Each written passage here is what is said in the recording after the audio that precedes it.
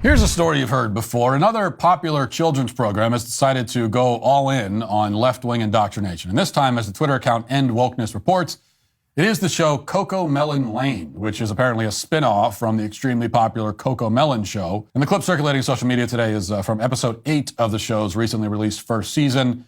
In the clip, we see a young boy, a character named Nico, dancing around in a dress and a tiara while his two gay dads look on approvingly.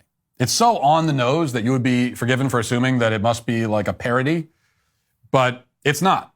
Not intentionally anyway. Sadly, this is very real, and here it is. Watch. How about you break out those moves for your two biggest fans?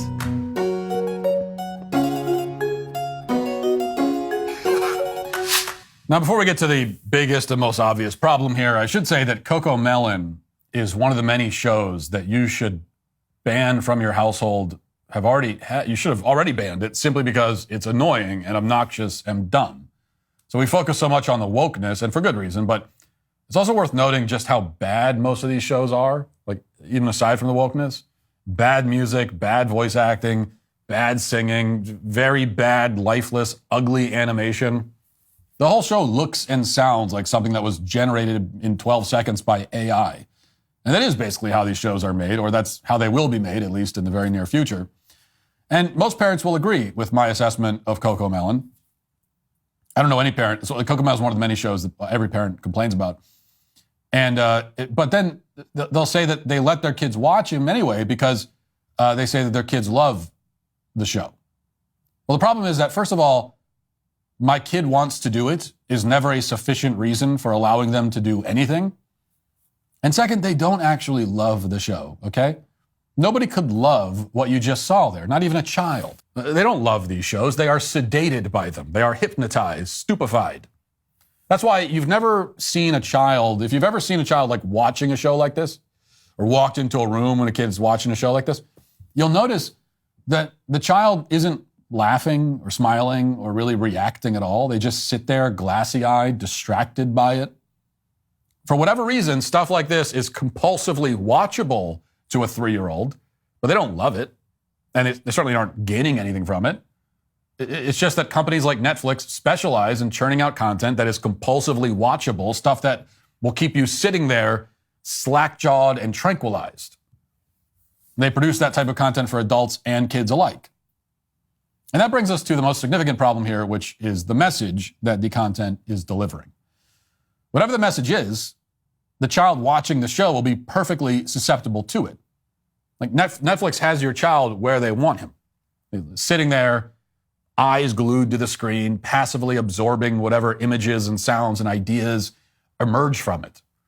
And if your kid happened to be watching episode 8 of CoComelon Lane, then he would passively absorb the idea that it's normal for boys to dress like girls and that there's nothing strange about a child having two dads. It's not an accident, by the way, that this scene happens in episode 8. Because Netflix, they're strategic about this sort of thing. Like any groomer, it wants to lure parents into a false sense of security. Like parents will see the first couple episodes, everything looks pretty normal and harmless, not knowing that the gay dads and the cross-dressing kid is buried midway through the 8th episode. It's all very deliberate and very evil, and sadly very effective. The left obviously has other much more blatant ways of encouraging cross-dressing, and none of those other efforts will be as effective as even this one little 2-minute scene in CoComelon.